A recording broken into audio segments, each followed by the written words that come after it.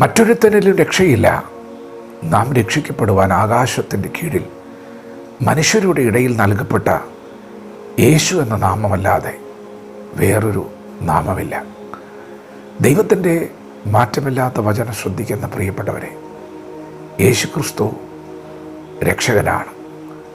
യേശുക്രിസ്തു ലോകരക്ഷകനാണ്. യേശുക്രിസ്തു നമ്മെ രക്ഷിക്കുന്ന ദൈവമാണ്.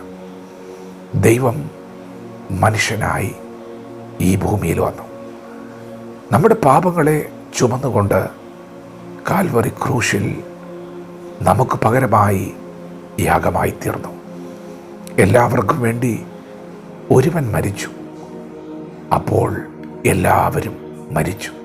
പ്രിയപ്പെട്ടവരെ, നമ്മെ പാപത്തിൽ നിന്നും മരണത്തിൽ നിന്നും രക്ഷിക്കുവാൻ, നമ്മെ വീണ്ടെടുക്കുവാൻ, നമ്മെ നഷ്ടപ്പെട്ട തേജസ്സിലേക്കും ഭവനത്തിലേക്കും ജീവനിലേക്കും മടക്കി വിളിക്കുവാൻ യേശു കർത്താവ് ലോകത്തിൽ വന്നിരിക്കുകയാണ്.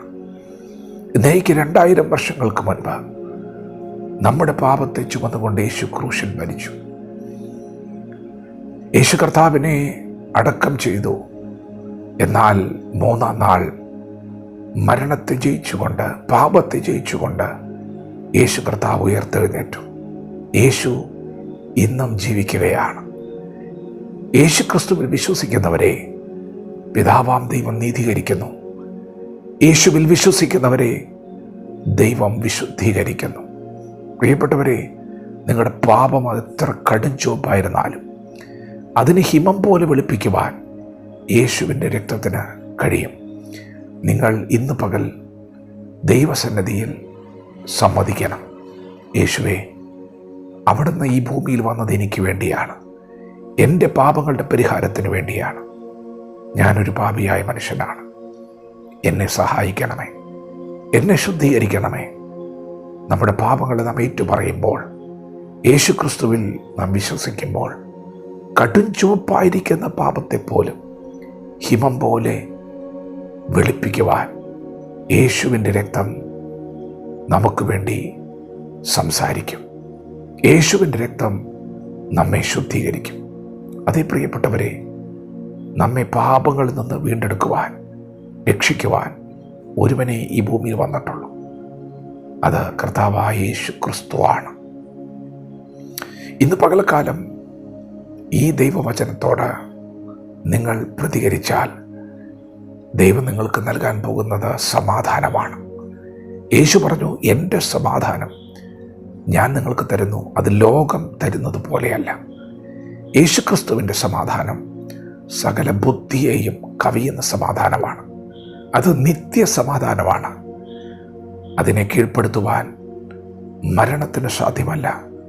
അത് മരണത്തിനപ്പുറവും തുടരുന്ന സമാധാനമാണ്. യേശു പറഞ്ഞു, എന്നിൽ വിശ്വസിക്കുന്നവൻ മരിച്ചാലും ജീവിക്കും. പ്രിയപ്പെട്ടവരെ, ദൈവം നമുക്ക് നൽകിയ സമാധാനം മരണത്തെ കീഴ്പ്പെടുത്തിയ സമാധാനമാണ്. അതുകൊണ്ട് ഇന്ന് പകൽക്കാലം നമ്മെ രക്ഷിക്കുവാൻ, നമ്മെ വീണ്ടെടുക്കുവാൻ ഒരുവനെ ഈ ഭൂമിയിൽ വന്നിട്ടുള്ളൂ. അത് നമ്മുടെ കർത്താവായ യേശു ക്രിസ്തുവാണ്. യേശുവിനെ കർത്താവെന്ന് വായുകൊണ്ട് ഏറ്റുപറയുകയും യേശുവിനെ ദൈവം മരിച്ചവരുടെ ഇടയിൽ നിന്ന് ഉയർത്തെഴുന്നേൽപ്പിച്ചു എന്ന് ഹൃദയം കൊണ്ട് വിശ്വസിക്കുകയും ചെയ്താൽ നീ രക്ഷിക്കപ്പെടും. ദൈവവചനത്തോട് പ്രതികരിക്കാം.